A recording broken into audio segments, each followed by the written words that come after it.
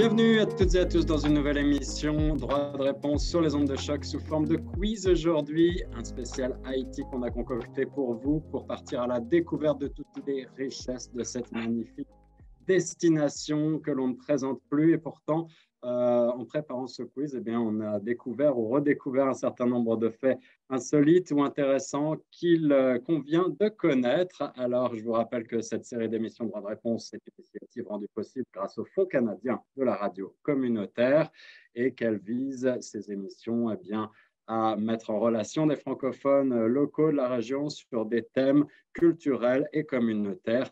Aujourd'hui, on a le plaisir d'avoir deux personnes qui vont s'affronter sur ces questions haïtiennes. On va commencer honneur aux dames par Annick Chalifour, qui a des connaissances très pointues en la matière, puisqu'elle est chroniqueuse à l'Express de Toronto et qu'elle signe de nombreuses chroniques sur Haïti, n'est-ce pas, Annick? Bonjour. Bonjour, Annick. Merci d'être avec nous. Donc, je le disais, tu es en quelque sorte une spécialiste d'Haïti. En tout cas, certainement une amoureuse d'Haïti. Parce que je suis en contact avec Haïti depuis de nombreuses années. En fait, mon premier séjour en Haïti, ça remonte au début des années 70. Quand j'étais étudiante à l'université, j'avais une copine dont les parents étaient d'origine haïtienne. Elle m'avait invitée à passer un séjour à Port-au-Prince. Donc, j'ai fait un premier séjour là-bas en 1973. C'était à l'époque du régime totalitaire du Valier. Et ça se voyait à Port-au-Prince, bien que la ville était lumineuse et extraordinairement belle. Ce qui n'existe plus aujourd'hui à cause du tremblement de terre. Malheureusement, certains aspects de la ville qui n'ont pas été reconstruits. Mais bon, la vie m'a réorientée ailleurs par la suite, mais le tremblement de terre, justement, en 2010, m'a permis de renouer avec Haïti. Donc, j'y suis retournée en 2012, ça fait 10 ans, en fait. Donc, depuis 10 ans, je mène cette chronique, je publie régulièrement sur Haïti. Évidemment, c'est beaucoup plus intéressant, selon moi, si je peux produire des articles qui sont alimentés par des visites sur le terrain, pour vraiment voir ce qui se passe dans la vie de tous les jours en Haïti. Donc, j'ai eu l'opportunité d'y aller en 2012, 2014, 2015, 2016, 2017, 2018. Et voilà, ce qui m'a permis de produire une série d'articles qu'on retrouve dans l'express.ca, qui fait partie de ma chronique et qui portait vraiment sur le patrimoine culturel haïtien. C'est ce qui m'intéressait, c'était justement de porter un autre regard sur Haïti, d'ouvrir la pensée critique, de permettre aux gens de connaître Haïti d'une autre façon que ce qu'on dépeint dans les médias de façon générale, c'est-à-dire qu'on parle d'Haïti lorsqu'il y a un désastre, lorsqu'il y a une crise politique, etc. Je ne dis pas qu'il ne faut pas le faire. Évidemment, il faut dénoncer les injustices, mais il faut regarder toutes les dimensions d'Haïti et puis son droit puis son potentiel aussi d'être en dynamique avec nous, parce que, à mon avis, c'est une façon, c'est mon avis personnel, mais je trouve que les médias, en ne présentant que les aspects négatifs, en fait, contribuent peut-être un peu à un isolement d'Haïti. Ne pas lui permettre de faire partie d'une dynamique positive avec nous. Parce qu'en fait aussi, enfin, ça aussi, j'estime que c'est peut-être mon point de vue personnel, mais Haïti, ça fait partie de nous, là. Haïti, c'est pas en Afrique, c'est pas en Asie, c'est pas en Océanie, c'est dans les Amériques. Je veux dire, c'est à 4 heures d'avion d'ici. Donc, pour moi, il y a aussi une forme de solidarité qu'on doit démontrer, qu'on doit illustrer. Alors, tout ça pour dire que moi, ça a été jusqu'à maintenant un journalisme d'activisme pour démontrer mon engagement à l'égard d'Haïti et puis vraiment démontrer les multiples facettes, si vous voulez, de son patrimoine culturel. Donc, j'ai eu l'opportunité, évidemment, d'une année à l'autre, de développer des relations avec un réseau en Haïti, ce qui m'a permis d'y retourner et d'être accompagnée aussi, parce qu'on n'arrive pas à Port-au-Prince comme ça tout seul et puis on débarque et puis on se promène. Il faut quand même être encadré, avoir un soutien de gens, de locaux avec qui on a développé une relation de confiance, etc. Donc voilà, en gros, les gens qui s'intéressent, qui veulent lire, je vous encourage à aller voir les reportages qui portent sur les différentes dimensions, donc le patrimoine environnemental, le patrimoine artistique, le patrimoine historique, gastronomique, etc., etc. Et pour finir, pour conclure, ça part de très loin chez moi parce que j'ai mentionné, bon, les débuts des années 70 avec une amie d'origine haïtienne, etc. Mais en fait, ça part de mon éducation familiale, mon intérêt à l'égard des cultures créoles.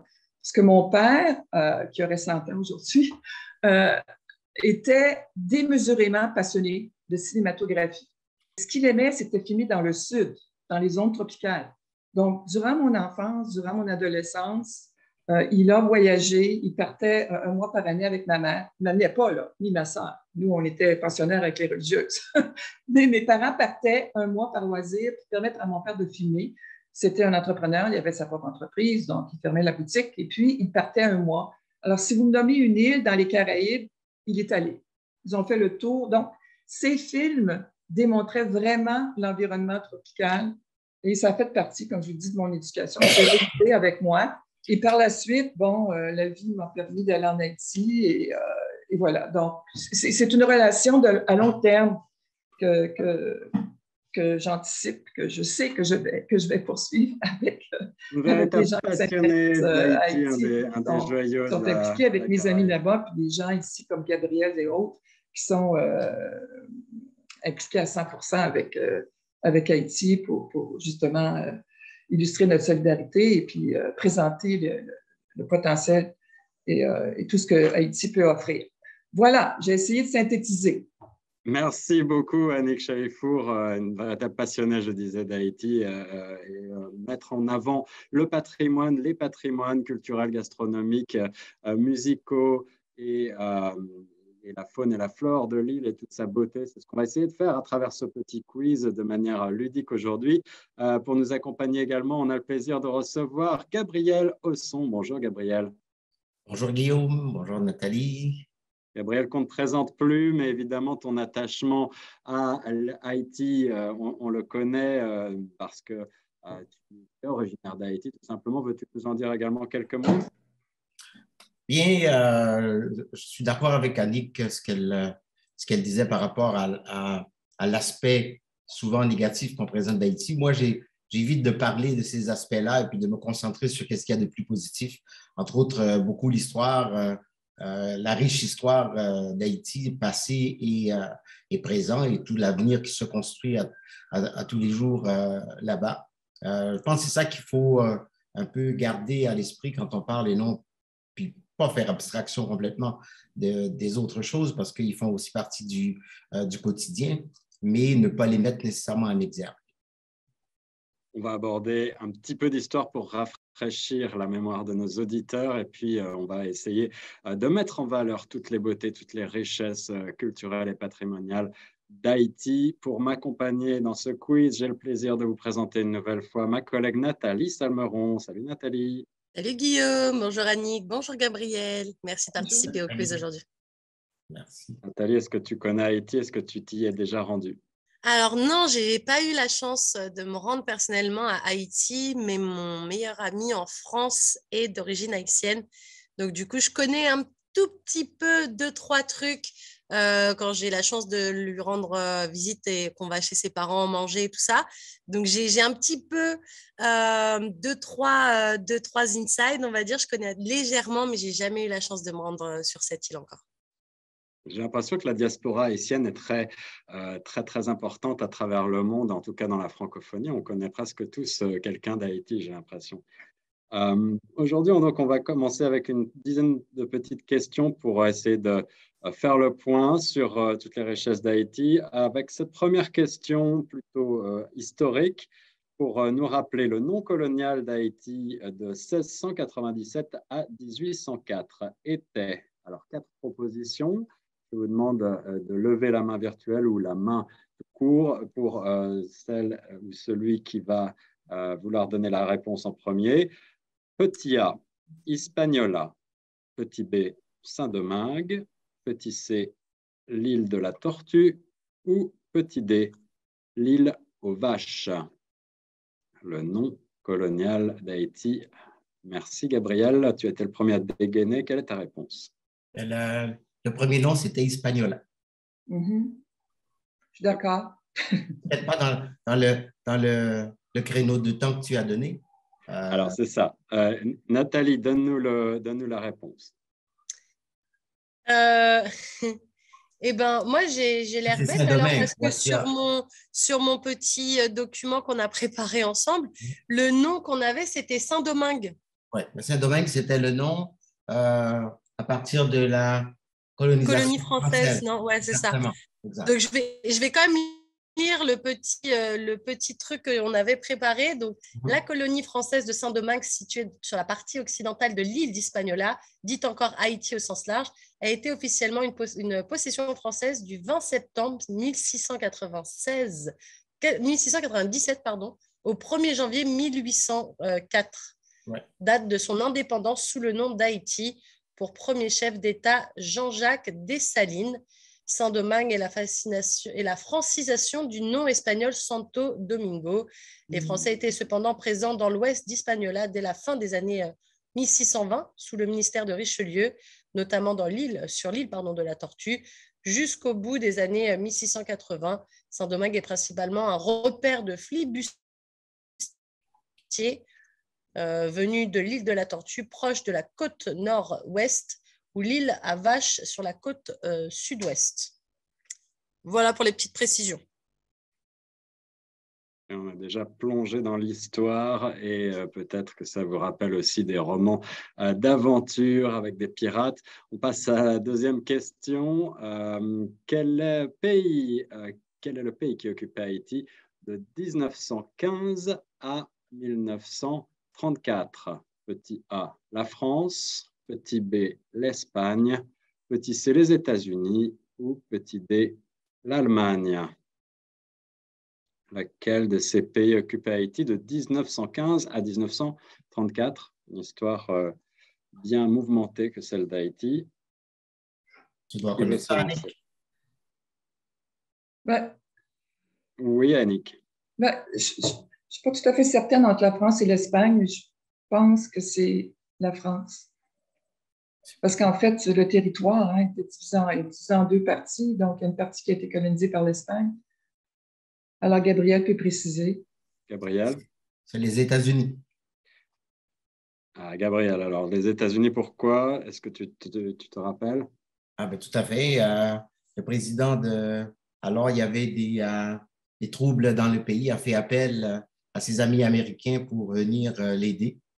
Et les Américains ont débarqué en Haïti et ils sont restés pendant toutes ces années-là. C'est bien ça, n'est-ce pas, Nathalie? Tout à fait. Et là, pour le coup, j'ai la bonne réponse sur mon petit papier. Donc, effectivement, c'est bien les États-Unis. L'occupation d'Haïti par les États-Unis débuta le 28 juillet 1915, lorsque 330 marines américains furent envoyés par le président américain Wilson pour débarquer à Port-au-Prince afin d'y protéger les intérêts économiques américains. Un premier débarquement à partir de l'USS Montana avait déjà eu lieu en janvier 1914. L'occupation a pris fin le 1er août 1934 lorsque le président Roosevelt appliqua un accord de désengagement. En 1933, le dernier contingent de marines quitta donc le pays d'Haïti le 15 août 1934 après avoir formellement transféré l'autorité aux forces armées haïtiennes. Voilà, un fait historique que j'avais complètement oublié, cette occupation américaine. C'est assez fou à quel point Haïti a été ballotté entre différents régimes et différents pays, n'est-ce pas? Oui, tout à fait.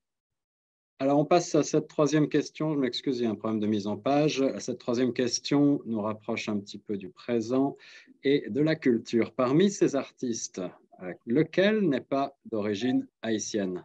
Je disais tout à l'heure qu'il y a une grande diaspora à travers le monde. Alors, voici les 4 propositions. A, Jean-Michel Basquiat. B, Hervé Télémaque. C, Lionel Jules. Ou D, Bansky. Lequel de ces artistes, on pourrait préciser artiste peintre ou artiste plasticien, n'est pas d'origine haïtienne? Bon, je sais que Hervé Télémaque et Lionel Jules sont d'origine haïtienne. Les deux autres, je ne suis pas certaine. Alors, je pense que Gabriel pourra nous aider. Un travail de groupe. Exact. Celui qui n'est pas d'origine haïtienne, c'est Bansky. C'est Banksy. Banksy. Banksy. Nathalie, donne-nous la bonne réponse. Exactement, encore tout bon, Gabriel. Exactement. Banksy est un artiste d'art urbain qui travaille sous son pseudonyme. Son véritable nom, toutefois, et son identité exacte sont toujours inconnus et font l'objet de nombreuses spéculations. Toutefois, on pense que Banksy est d'origine anglaise et non haïtienne. Bravo, Gabriel. Donc, d'origine britannique. Plutôt, ouais, ben en fait, le truc, c'est que cet artiste est tellement mystérieux que c'est plutôt une spéculation. On ne sait pas exactement quelle est son origine, mais on penserait plutôt qu'il est d'origine anglaise, donc de Grande-Bretagne. Okay. Qui sait, peut-être a-t-il des racines haïtiennes. J'espère qu'on le saura un jour. On poursuit avec cette quatrième question et on parle de gastronomie maintenant. Lequel de ces célèbres plats vient d'Haïti? Le pad thai, réponse A. La soupe joumou, réponse B. Et samosa, réponse C. Ou le moros y Christanos, pardon, réponse D. Bon, je pense que tout le monde sait ça, hein, c'est la soupe joumou. Alors, tu as devancé Annick, Gabriel qui avait levé la main, mais Gabriel, c'est ça? Ah oui, Ta c'est réponse bon. également? Oui. Alors, on va donner un demi-point à chacun alors. Nathalie, tu nous rappelles ce que c'est que la soupe joumou pour nos auditeurs qui ne le sauraient pas? Je préférais que ce soit Gabriel qui nous l'explique en fait, ou Annick. Bon, j'ai un petit descriptif ici, mais j'aurais préféré que quelqu'un qui a déjà goûté nous explique un peu ce que c'est, parce que moi, c'est juste des mots sur un papier. J'ai jamais eu la chance de goûter la soupe joumou. Donc peut-être que Annick ou Gabriel, si vous connaissez, est-ce que vous pouvez nous expliquer justement, vous qui avez le goût en bouche? Je te laisse faire, Annick. Gabriel, Annick? tu veux commenter ou tu veux? Ah non, je te laisse faire, oui, ça, je te dis. Ben, la soupe joumou, en fait, c'est une soupe traditionnelle en Haïti. J'avoue que je ne l'ai pas goûté personnellement.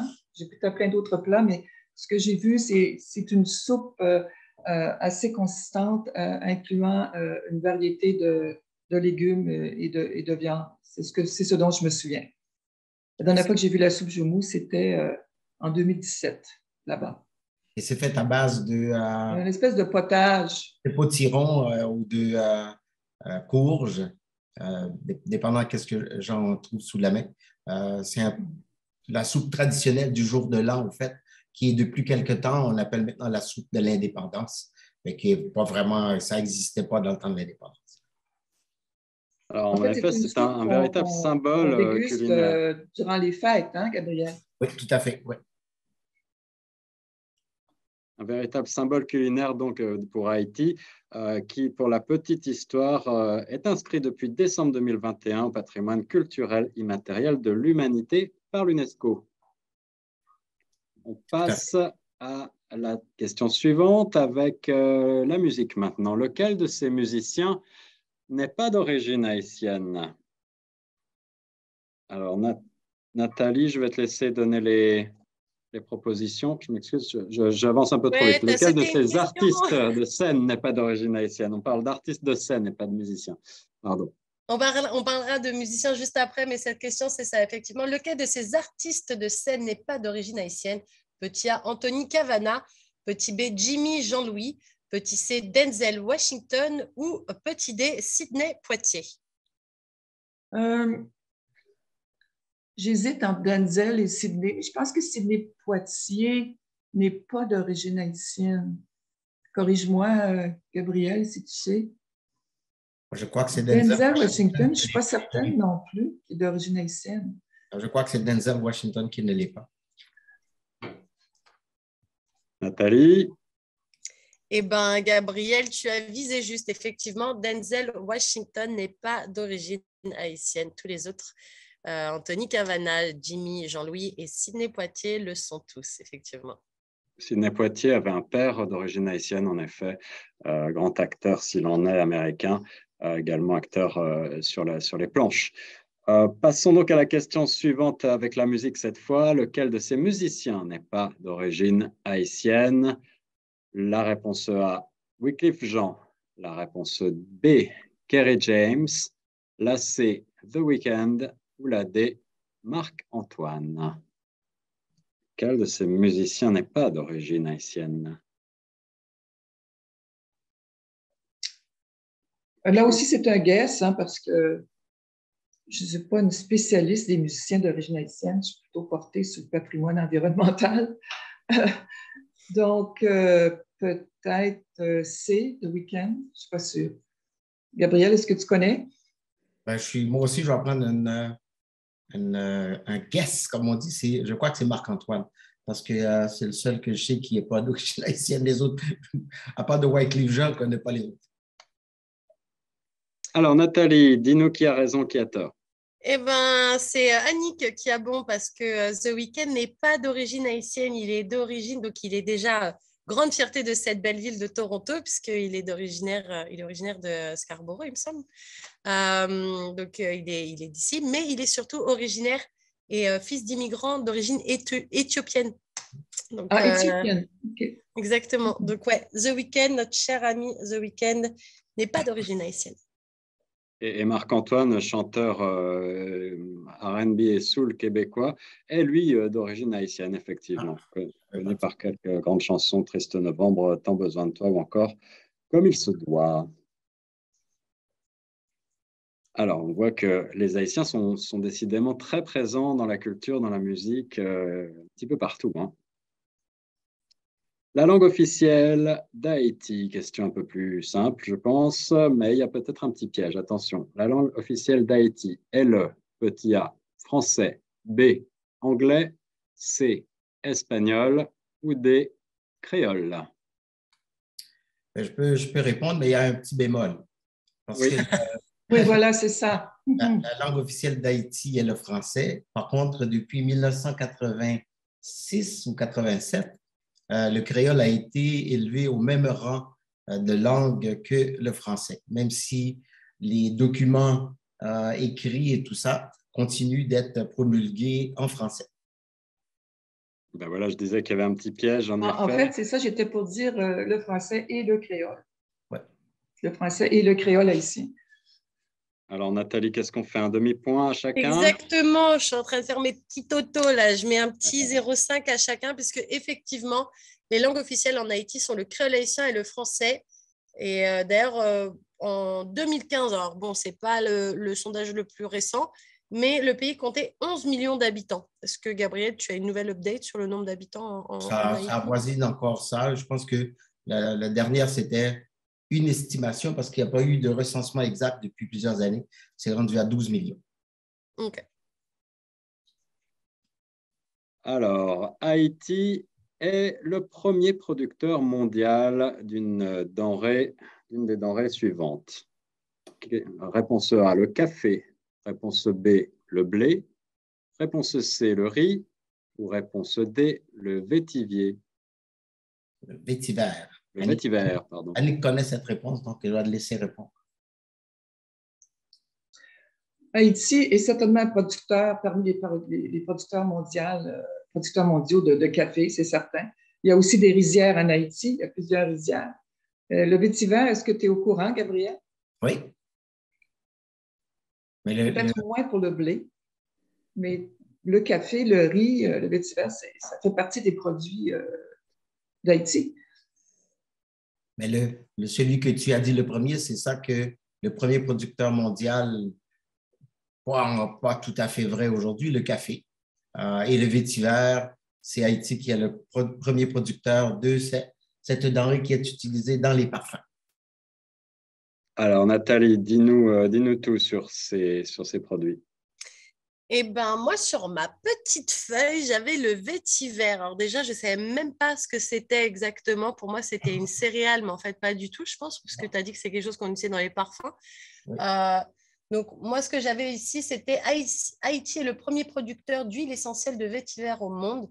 Cette étude s'inscrit dans le cadre du projet FlyVet, qui a pour objectif d'accompagner les producteurs paysans en filière de cacao et de vétiver dans la région de sud d'Haïti. Et donc, le vétiver appartient à la famille olfactive des boisés. Est-ce que tu peux nous en dire plus, Gabriel? Ça m'intrigue beaucoup. J'ai l'impression que je ne connais pas du tout ce vétiver. Voilà, c'est ça. C'est un rhizome qui ressemble un petit peu à du blé, si vous voulez, mais on cultive seulement la racine. Donc, on coupe la tige de la plante et on extrait l'huile essentielle à travers des grandes cuves de vapeur d'eau et la distillation produit l'huile essentielle. Un litre de vétiver, il y a quelques années de ça, se vendait au plus de 1000 $ américains, US. Donc, c'est une huile essentielle qui est très recherchée et qui est utilisée par tous les grands parfumiers au monde. C'est intéressant, je ne savais pas. En effet, c'est surtout utilisé, je crois, dans les parfums masculins.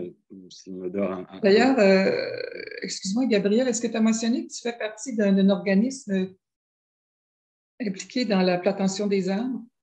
Oui, mais pas de vétiver. Pas du vétiver, OK. Non, plutôt des arbres nourriciers. D'accord. C'est un organisme qui œuvre en Haïti? Qui œuvre en Haïti, dans les Antilles en général et aussi en Afrique. Ça s'appelle la Trees That Feed ou les arbres qui nourrissent. Donc, c'est une fondation américaine de Chicago et qui ont débuté à la Jamaïque et maintenant qui sont à peu près dans toutes les îles des Antilles. Beaucoup d'emphase est mise sur la production de l'âme véritable, ou qu'on appelle aussi, c'est un genre de féculent qui ressemble beaucoup à la patate, mais qui est beaucoup plus grosse. On apprend plein de choses aujourd'hui. Moi, j'adore quand j'apprends des trucs. Alors, passons à la question suivante. On se rapproche doucement de la fin. Il y a une dizaine de questions et ensuite, on verra si on a besoin de questions supplémentaires, évidemment, pour vous les partager. On parle de nouveau un petit peu d'histoire avec la Révolution haïtienne qui constitue la première révolte d'esclaves réussie du monde moderne. Cette révolution, les historiens la situent traditionnellement lors de la cérémonie vaudou de Bois Caïman. À quelle date a eu lieu cette cérémonie? Petit A, décembre 1789. Petit B, mars 1790. Petit C, août 1791. Ou petit D, mai 1792. Je trouve ça difficile de répondre avec précision parce que c'est certainement une de ces dates. C'est autour de 1790, mais je pense que Gabriel saura mieux que moi parce qu'il a fait beaucoup de recherches sur l'histoire d'Haïti et à travers ses écrits aussi, ses projets d'écriture. Est-ce que tu peux nous donner la date exacte, oui. Gabriel? En fait, c'était au mois d'août 1791 quand Douty Boukman et quelques esclaves se sont ramassés justement au Bois Caïman pour déclarer leur allégeance à la Révolution. Et c'est ça qui a marqué le début de la Révolution haïtienne. C'est bien ça, quelle culture, Gabriel, encore une fois. L'UNESCO a choisi la date du 23 août, d'ailleurs, en référence à ce soulèvement qui a suivi cet événement comme journée internationale du souvenir de la traite négrière et de son abolition. Passons à la question suivante. Avant l'arrivée des Espagnols, plusieurs peuples indigènes occupent l'île. Lequel de ces peuples ne se trouvait pas sur ce territoire? Réponse A, les Arawaks. Réponse B, les Mayas. Réponse C, les Taïnos. Ou réponse D, les Kalinago. Alors, ce sont les Taïnos. Les Taïnos, nous dit Annick. Gabriel, tu confirmes? Non, moi je dirais que c'était plutôt les Mayas qui n'étaient pas présents sur l'île. C'est vrai? En fait, durant l'un de mes reportages dans le nord d'Haïti, je suis allée dans une commune qui s'appelle Dondon, où il y a des grottes historiques où on retrouve des gravures des Taïnos. Alors, j'ai toujours pensé à partir de cette visite que c'était les Taïnos qui occupaient au début le territoire, comme dans d'autres îles aussi des Caraïbes. Mais ce qu'on se demandait, Annick, c'est lesquels ne se trouvaient pas. Voilà. Les Taïnos ont été là à un certain moment, définitivement. Et alors, Nathalie, l'arrivée des Espagnols. Oui, effectivement. Tu réponds, Gabriel, tu réponds quoi? Les Mayas? Gabriel a répondu les Mayas, Annick, et du coup, c'était effectivement la bonne réponse. Les Mayas constituent un groupe culturel d'Amérindiens vivant dans le sud du Mexique et le nord de l'Amérique centrale, Guatemala, Belize principalement, petite minorité également au Honduras et au Salvador. Et c'était donc les Mayas qui ne se trouvaient pas sur le territoire haïtien. Mais tu avais bien Il y a raison, eu les Annick, Taïnos, je suis certaine aussi. Plus tard, les peut-être. Taïnos, Non, mais les Taïnos se trouvaient sûrement. Là, la question, Annick, c'était quel peuple ne se trouvait pas sur le territoire Ah, haïtien. d'accord, j'ai mal lu. Excuse-moi, j'ai mal lu la Donc, en fait, question. ta réflexion était la bonne, c'est ça. En fait, les Oui, Taïnos tout à fait. étaient Excusez-moi, sûrement... j'ai mal lu la question. Tout à Voilà, fait. les Taïnos y étaient sûrement. En tout cas, les Mayas, de leur côté, n'avaient pas... Ah, d'accord, OK. n'étaient pas Merci sur le pour la territoire. précision. On passe à la question suivante, Guillaume. Question numéro 10 maintenant, en effet. Le régime dictatorial de François Duvalier, qu'on connaît bien sous le surnom Papadoc, puis de son fils Jean-Claude, s'achève par un exil en 1986. Dans quel pays est-ce que va se réfugier le fils Duvalier? Est-ce que c'est A, la République dominicaine, B, le Royaume-Uni, C, les États-Unis ou D, la France? Quel est le pays d'exil de ce dictateur qui a laissé derrière lui des milliers de morts? Mais Annick, tu connais bien. Mais je ne suis pas certaine, en fait. Non, je pensais que tu le savais. Comme tu l'as déjà Pas mentionné. certaine. Est-ce que c'est la France? Eh bien oui, Annick, Nathalie, donne-nous la réponse. Exactement, bonne réponse, Annick. C'est bien la France. En 1986, après avoir répondu par la violence à une suite de manifestations, Jean-Claude Duvalier démissionne et s'exile en France sous la pression du peuple et des États-Unis. Les Duvalier s'installent donc en France. Pendant une période, ils vivent une vie de luxe et de faste, bien que n'ayant jamais eu officiellement l'asile. Leurs demandes sont systématiquement rejetées par les autorités françaises d'ailleurs. Et Jean-Claude perd l'essentiel de sa fortune à la suite de son divorce en 1993. D'ailleurs, il n'y avait pas de fortune, c'est tout l'argent qu'il avait volé. Ouais. Voilà, comme quoi le karma fait bien les choses. Mais malgré tout, en tant que ressortissant d'origine française, moi je suis toujours surpris, j'ai été surpris d'apprendre cet exil en France je ne comprends pas très bien comment ce genre de dictateur pouvait trouver refuge dans un pays qui se dit berceau des droits de l'homme. C'est un petit peu surprenant. Oui, la France a fait d'ailleurs la même chose pour les Bokassa de ce monde et le reste des dictateurs qui sont partis de l'Afrique qui n'ont jamais été en fait accueillis là-bas en exil, mais qui sont restés en France jusqu'à leur mort. C'est ce que j'allais dire. En France, et pour être française, je peux me permettre 2-3 critiques. Être un dictateur, c'est pas gênant tant que tu viens et que tu dépenses beaucoup d'argent en France. On t'accueille en général les bras ouverts avec un petit tapis rouge au passage. Donc, ça m'étonne qu'à moitié, personnellement. Alors, on reparle de cuisine pour vous départager. Je crois qu'on a dépassé la 10e question, mais on va parler de ce plat incontournable de la cuisine haïtienne. Lequel est-il? A, le pain patate. B, le pain au chocolat. C, le pain curry. Ou D, le pain carotte? C'est le pain patate. C'est le plat officiel. Le pain patate, plat officiel, en effet. C'est bien ça, Nathalie? Exactement. Et d'ailleurs, je suis très, très curieuse de savoir ce que c'est. Est-ce que tu peux nous expliquer, Annick, tu nous as donné la réponse directement? Je peux pas vraiment vous l'expliquer. D'ailleurs, je pense que Gabriel est mieux placé que moi parce que je pense que c'est un pain qui est origine d'un arbre. La farine, on l'obtient à partir d'un arbre.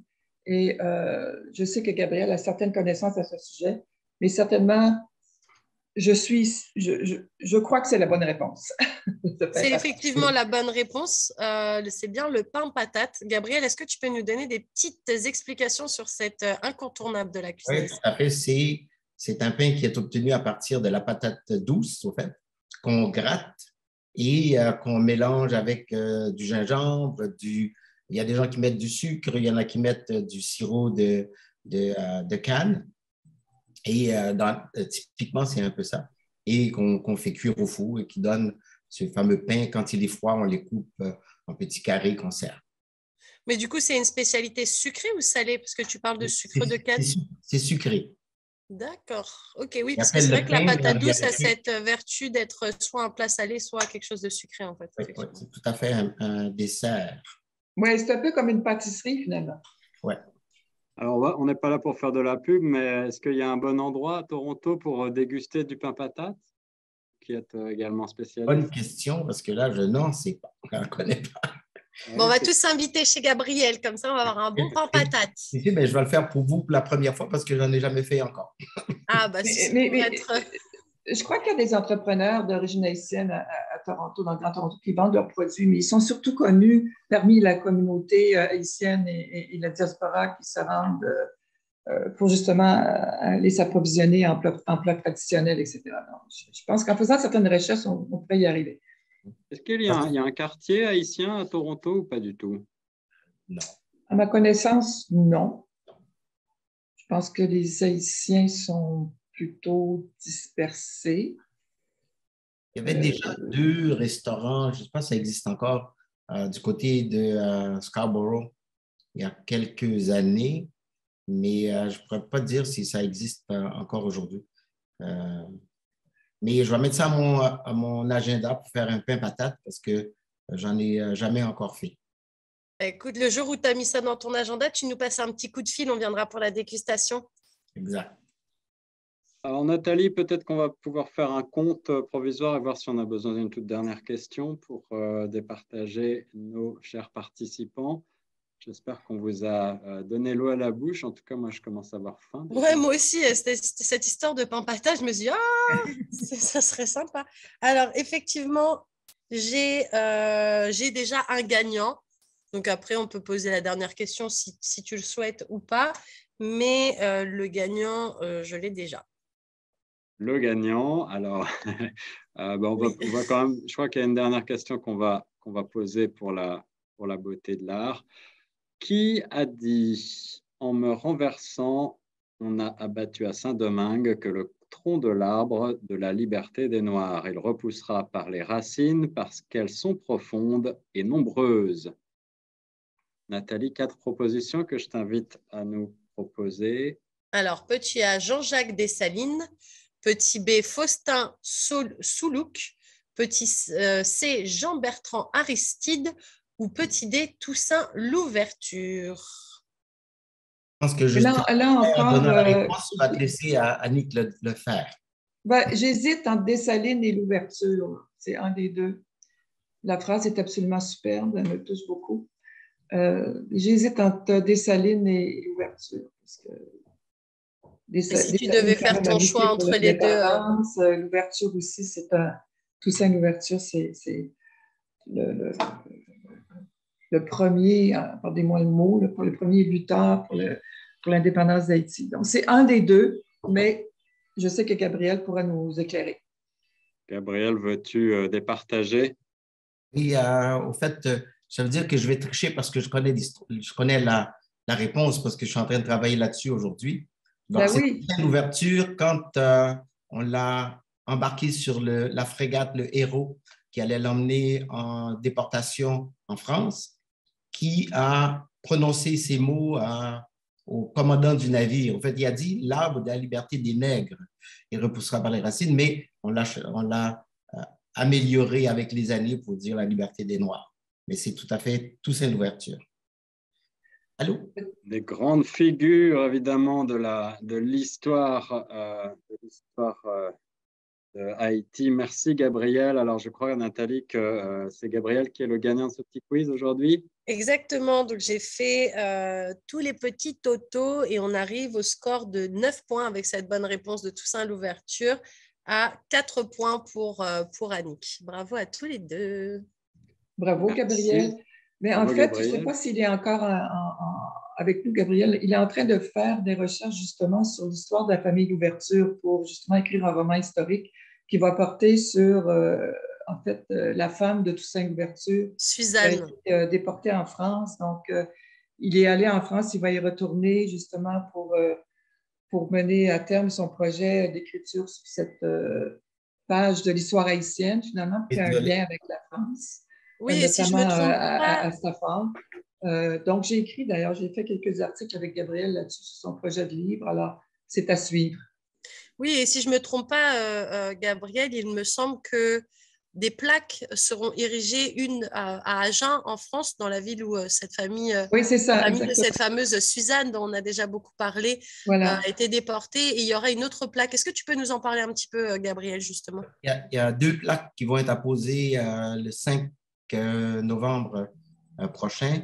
Ça, c'est dans la ville de Astafort.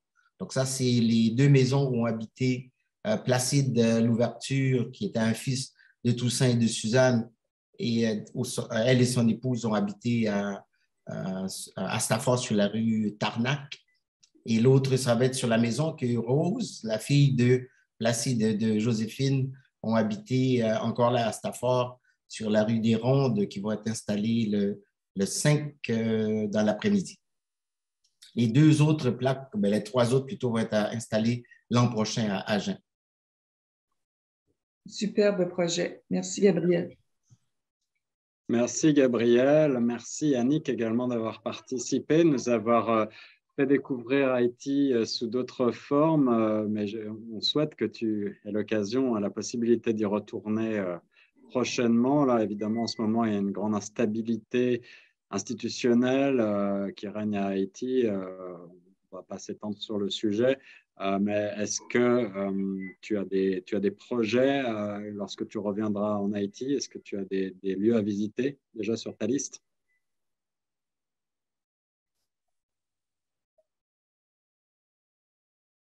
Annick, as-tu des lieux à visiter en Haïti que tu nous conseilles? Non, écoute, j'ai perdu le son, là. Je ne t'ai pas très bien entendu. Je suis désolée. Annick, je te demandais si lorsque tu pourras revenir en Haïti, tu as des lieux à visiter sur ta liste. Ah ben non, mais ça, c'est à l'infini, hein. Je veux dire, c'est à l'infini ce qu'on peut visiter en Haïti.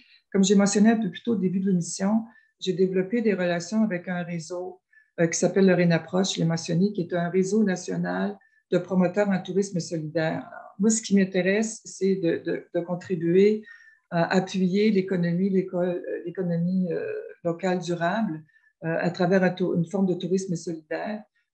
Donc, comme j'ai mentionné un peu plus tôt aussi, à titre d'exemple, la route du café, hein, qui permet aux gens de circuler dans cette route auprès d'une commune qui est composée de producteurs, en fait, qui produisent le café et ça nous permet d'apprendre la vie des producteurs, la vie des villageois, de voir comment est produit le café en Haïti et de s'en approvisionner aussi, de le goûter, de développer une relation avec la commune, etc., de l'appuyer économiquement aussi.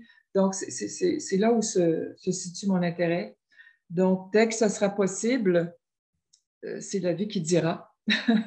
Je retournerai parce que là, en fait, j'ai quand même fait du nord au sud du pays. J'étais quand même très, très chanceuse d'avoir eu l'opportunité d'aller à partir du Cap-Haïtien, qui est la capitale du Nord, et de visiter quelques communes, quelques villages dans le nord, et puis de descendre vers le centre, dont l'Artibonite, la région de l'Artibonite, au centre d'Haïti, où on trouve justement la ville de Marchand-des-Salines, où on retrouve les forteresses historiques qui ont permis aux militants de lutter et puis de se protéger contre la France, contre l'armée française.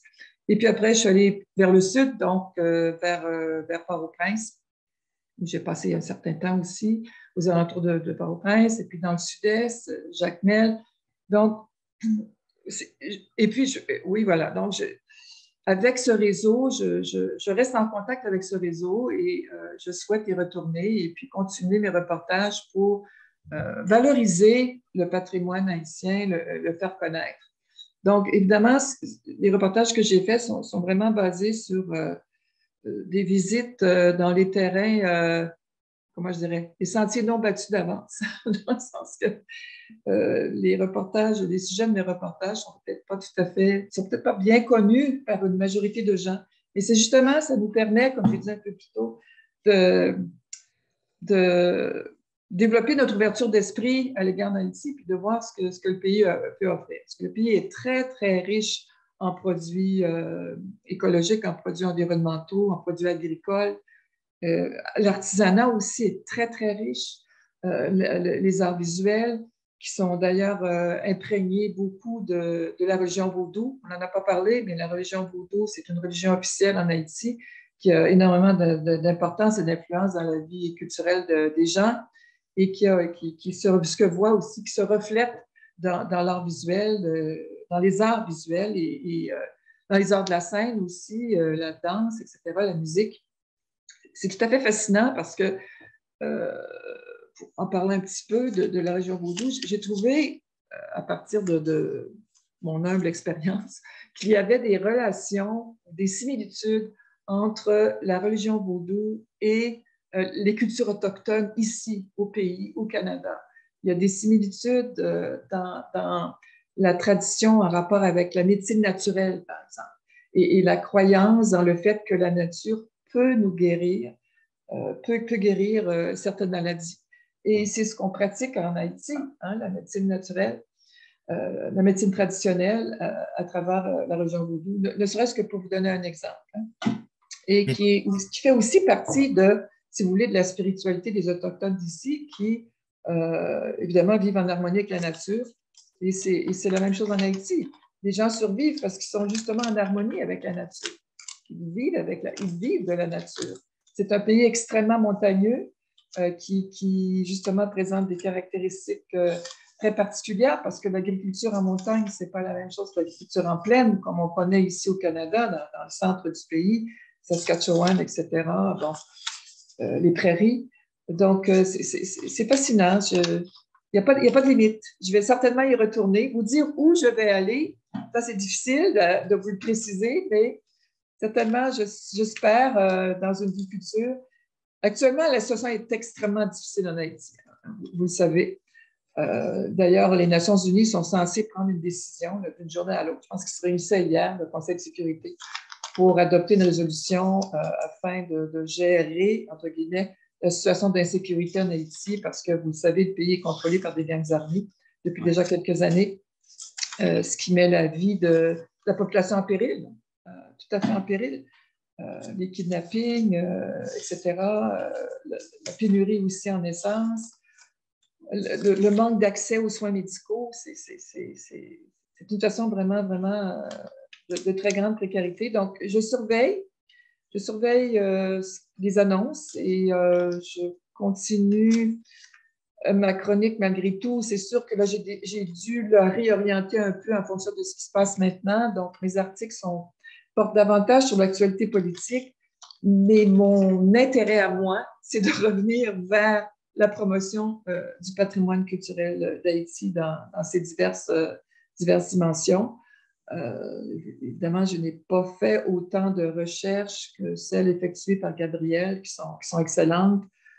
Donc, c'est vraiment aussi, à mon avis, mon humble avis, par mes reportages comment je dirais, je ne vais pas dire vulgariser, mais de rendre accessible la connaissance du patrimoine haïtien en démontrant ce que les gens font dans leur vie de tous les jours, dans les arts, dans l'agriculture, dans la littérature aussi, on n'en a pas parlé beaucoup, mais le patrimoine littéraire d'Haïti est extrêmement riche et extrêmement vaste. Et j'ai eu justement en 2018, ça a été mon dernier séjour, que je n'ai pas pu y retourner pour les raisons qu'on vient d'évoquer. Il y a eu un premier salon international du livre à Jacmel en octobre 2018 et c'est vraiment une initiative que j'espère pourra se répéter parce qu'un salon du livre dans le contexte haïtien, c'est vraiment un vecteur de développement. C'est un vecteur de développement territorial, de développement social. Alors, j'espère vivement que ça pourra être répété et j'aimerais y retourner. J'aimerais, en fait, qu'il y ait un autre. Pour vous donner un exemple précis, je souhaite qu'il y ait une suite aux salons internationaux en Haïti, Salon du livre, et que nous, comme francophones en Ontario, qu'on y participe, qu'on y contribue. On a une association des auteurs franco-ontariens ici. On devait c'est vraiment superbe de pouvoir contribuer à une telle initiative. Alors, un exemple parmi tant d'autres, comme vous voyez, je suis éprise d'Haïti jusqu'à la fin. Merci Annick, merci de nous faire découvrir et de nous donner envie d'en savoir davantage encore sur le patrimoine haïtien. Gabrielle, un mot de la fin. Je sais que tu es toi aussi évidemment épris d'Haïti et de sa culture et très actif dans la communauté pour faire connaître et promouvoir Haïti et pour soutenir différentes activités. Je dois dire au passage qu'on doit saluer M. Éric Pierre, consul honoraire d'Haïti à Toronto, et également M. Amitley Fontaine, président fondateur de la fondation Benny Lindor, qu'on a invité et qui malheureusement n'ont pas pu se rendre disponibles aujourd'hui, mais qui sont également très actifs pour soutenir Haïti. Gabriel, un mot de la fin? Oui, mais j'allais juste dire que l'Association des auteurs et auteurs de l'Ontario français, on devait participer à la foire de Jacmel en 2019, mais les circonstances ont fait qu'on a dû annuler à la dernière minute et le salon n'a pas eu lieu. Par ailleurs, le salon du livre haïtien de Port-au-Prince continue, a eu lieu encore cette année, un livre en folie au mois de juin de l'année dernière. Pour juste faire une petite rebondition par rapport à ce que Annick disait, on a une coopérative ici avec laquelle Annick travaille aussi, qui s'appelle Noula. C'est une coopérative de café qui est située à Chicoutimi et qui, chaque année, fait venir du café vert d'Haïti. Le café est torréfié au Canada et est vendu un petit peu partout. Donc, si nos auditeurs veulent boire du café haïtien où ils sont en manque parce qu'ils ne l'en trouvent pas, donc ils livrent partout au Canada. Donc, c'est coopérative Noula ou noulacoop.com et vous placez votre commande et ça va vous arriver par la poste.